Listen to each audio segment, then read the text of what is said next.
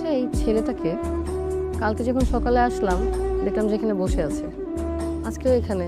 কেউ ম্যাডাম, শুনলাম এই ছেলেটাকে আপনি কালকে চড় মেরেছেন ম্যাডাম। একটা বেয়াদব, বদমাশ, ঠকবাজ। আপনি না ঠিক কাজ করছেন আপনি চড় মেরে। আপনাকে তো পুরস্কার দেওয়া যাচ্ছে না। আপনি যদি গরিব হতেন আপনাকে আমি 100 টাকা দিতাম, মানে একদম নতুন নোট। ফিরোজ সাহেব এগুলো কি বলেন? এরকম বেয়াদব ছেলে আপনার এখানে এই পার্কে কি করে? আমার তো ইচ্ছা করে গলার ধাক্কা দিয়ে বার করে দিই, তো পারছি না। কাস্টমার টিকিট কেটে পার্কে আসে, আর যদি বার করে দিই আমাদের তো অমঙ্গল হবে। আমাদের তো কাস্টমারের লক্ষ্মী। তা আপনার লক্ষ্মীকে নিয়ে আপনি এরকম বাজে কথা বলছেন কেন? না ম্যাডাম, বাজে কথা না, এটা হচ্ছে সত্যি কথা। সত্য গোপন করা পাপ। ম্যাডাম, জীবনে আমি অনেক পাপ করেছি, সত্য গোপন করে আর পাপ করতে চাই না।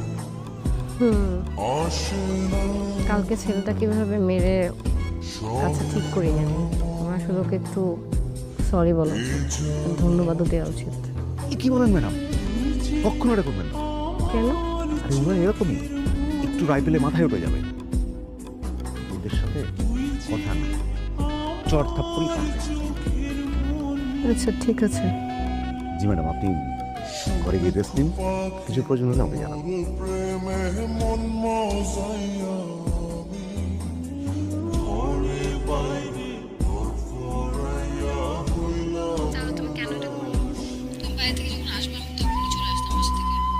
এখানে একা পাঠায় এখন তুমি আসতেছো, খুঁজতেছে আমাকে।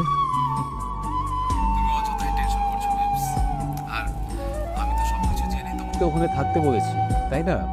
ওখানে থাকলে তোমাকে কেউ খুঁজে পাবে না। আর আমি তো আসছি। আসছি মানে? তুমি তো বলছো তোমার ফ্লাইট পরশুদিন ছিল। হ্যাঁ বলেছিলাম, কিন্তু আচ্ছা, এখন তুমি ঠিক করে বলো কবে আসছো, টিকিট কাটছো, ফ্লাইট কবে? বেবস, তুমি কি আমাকে বিশ্বাস করো না? আমাকে জাস্ট 2-1টা দিন সময় দাও প্লিজ। তোমার কথায় বাসায় কাউকে না জেনে আমি এখানে আসছি। অথচ কি নির্বোধ তুমি, আমি একা একটা মেয়ে এখানে থাকবো? তুমি শুধু শুধু টেনশন করছো। আর তুমি যে জায়গাটাতে আছো সেটা আমার মামাতো বোনের। আমার বোনের সাথে কথা হয়েছে তোমার ব্যাপারে, এই জন্য তো তোমাকে ওখানে রেখেছি। একটা ব্যাপার বলো তো, ওখানে কি তোমার কোনো রকম সমস্যা ফেস করতে হচ্ছে? না, কিন্তু বলো তুমি কবে আসতেছো? আমি শীঘ্রই চলে আসবো। বুঝিয়েই আমি ফিরে তোমার কাছে চলে